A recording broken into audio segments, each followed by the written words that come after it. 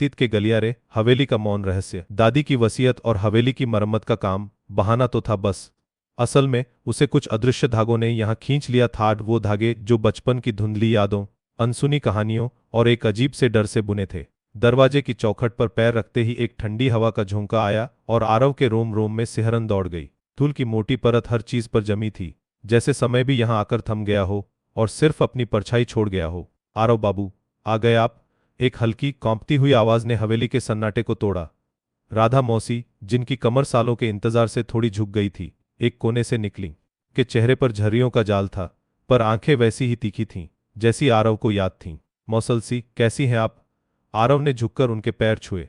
सालों बाद भी उनका स्पर्श उतना ही स्नेह भरा लगा, पर उस स्नेह में कुछ अनकहा बोझ छिपा था। मैं तो जैसी थी वैसी ही हूं बाबू। ये हवेली है कि बस सांसें गिन रही है? मौसी ने एक गहरी सांस छोड़ी। दादी अम्मा ने बस आपका इंतजार किया, आखिरी सांस तक। उनकी आवाज में एक अजीब सी खनक थी, जैसे हर शब्द के पीछे कोई दबी हुई कहानी हो।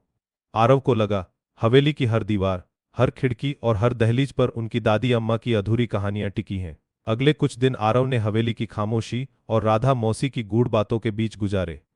हवेली में बिजली की व्यवस्था नहीं थी, इसलिए शाम होते ही मिट्टी के दियों और लालटेन का सहारा लेना पड़ता। एक रात दियों की धीमी रोशनी में राधा मौसी ने खाना परोसते हुए कहा, बड़ी अम्मा, आरव की दादी बहुत अकेली थी बाबू। इस हवेली में उन्होंने अपना सारा जीवन बिता दिया, पर उनका दिल हमेशा यहाँ कहीं भटकता रहता था। आरव ने पूछा, भटकता रहता था? मतलब क्या मौसी? मौसी ने एक लंबी सांस ली। कुछ बातें हैं बाबू जो इस हवेली की दीवारों में कैद हैं, बड़े बड़े राज जो किसी से कहे नहीं गए। मौसी की बातें सुनकर आरव के अंदर का खोजी मन जाग उठा। उसे याद आया, दादी कभी हवेली के पश्चिमी हिस्से में किसी को जाने नहीं देती थीं। वहां एक पुराना कमरा था जिसका दरवाजा हमेशा बंद रहता था। अगले दिन आरव ने उस बंद कमरे का पता लगाने की ठानी। धूल और मकड़जालों से भरी सीढ़ियां चढ़ते हुए उसे लगा जैसे वह समय में पीछे जा रहा हो। दरवाजा भारी था और उस पर एक पुराना जंग लगा ताला लगा था। ताले को तोड़ना आसान नहीं था, पर आरव ने हिम्मत नहीं हारी। अंदर का उत्सुकता उसे खींच रही थी। आखिर कुछ प्रयासों के बाद ताला टूट गया और दरवाजा एक धीमी, कर्कश आवाज के साथ खुल गया। अंदर घुप्पा अंधेरा था। आरव ने अपनी जेब से टार्च निकाली और उसकी रोशनी में कमरा धीरे धीरे उजागर हुआ। यह एक बैठक खाना था, पर सामान अजीब तरीके से व्यवस्थित था। पुराने मेज पर कुछ किताबें थीं और एक संदूक। संशक को खोलते ही आरव के हाथ कांप गए।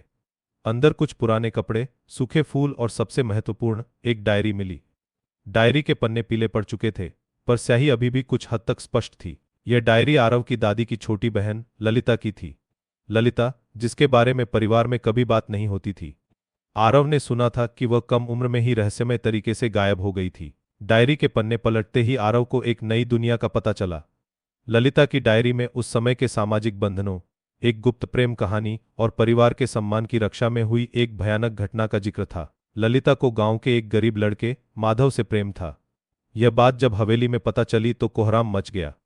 परिवार के लिए यह अस्वीकार्य था। दादी अम्मा, जो उस समय जवान थीं, ने अपनी बहन को समझाने की बहुत कोशिश की, पर ललिता अपनी धुन की पक्की थी। डायरी में लिखा था कि एक रात ललिता माधव से मिलने चोरी छिपे हवेली से निकली। वह रात उसकी आखिरी रात थी हवेली के अंदर।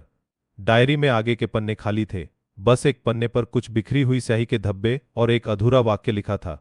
उन्होंने मुझे, आरव को लगा जैसे किसी ने उसकी सांसें रोक ली हों। यह क्या था? एक अपहरण? एक हत्या? और अगर ऐसा था तो उसकी दादी क्यों चुप रहीं? क्यों यह राज इतने सालों तक दबाए रखा गया? वह तुरंत राधा मौसी के पास भागा। मौसी आंगन में बैठी धूप सेक रही थीं, उनकी आंखें निस्पंद थीं।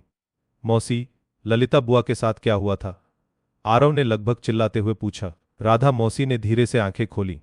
उनकी आंखें अब तीखी नहीं, बल्कि गहरी उदासी और थकान से भरी थीं।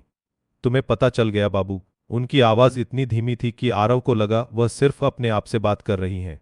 हाँ मौसी, डायरी मिली मुझे। उस आखिरी वाक्य का क्या मतलब है? आरव ने डायरी उनकी ओर बढ़ाते हुए पूछा। राधा मौसी ने डायरी को एक बार देखा, फिर आंखें झुका लीं। उस रात ललिता अपनी मोहब्बत से मिलने जा रही थी, पर गांव के कुछ गुंडों ने उसे घेर लिया। माधव भी वहीं था। उसने बचाने की कोशिश की। मौसी की आवाज अब स्थिर थी, पर उसमें एक भयंकर दर्द था। उन्होंने माधव को पीट पीट कर मार डाला और ललिता को। राधा मौसी की आवाज फिर से कांप उठी।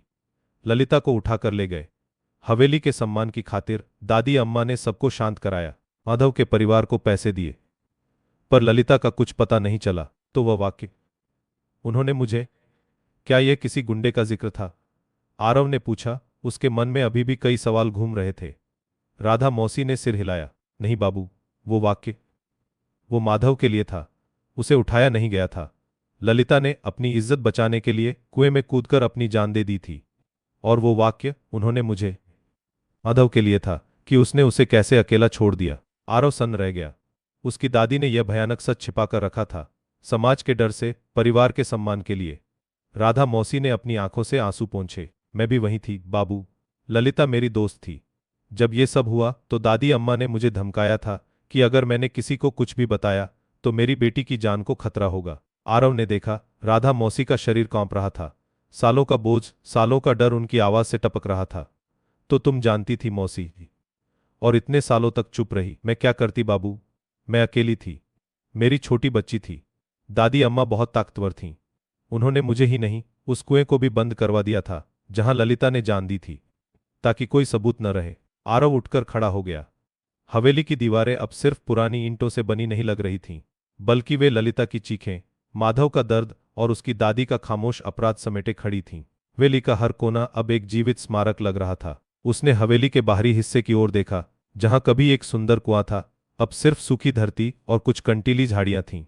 ललिता की कब्र, एक अनकही कहानी, वहीं कहीं दबी पड़ी थी। आरव ने ठान लिया था कि वह इस हवेली में रहेगा, इसे फिर से जीवित करेगा, पर इस बार सिर्फ ईंट पत्थरों से नहीं, बल्कि इसकी कहानियों के साथ। ललिता की कहानी, माधव की कहानी और राधा मौसी के बलिदान की कहानी। वह जानता था कि यह आसान नहीं होगा। हवेली का मौन अभी भी गहरा था, पर अब उस मौन में सिर्फ रहस्य नहीं, बल्कि एक दर्दभरी सच्चाई की गूंज थी, जिसे वह हमेशा अपने साथ लेकर चलेगा। अतीत के गलियारों में अब सिर्फ उदासी नहीं, एक प्रतिज्ञा भी टिकी थी। आपको यह कहानी कैसी लगी?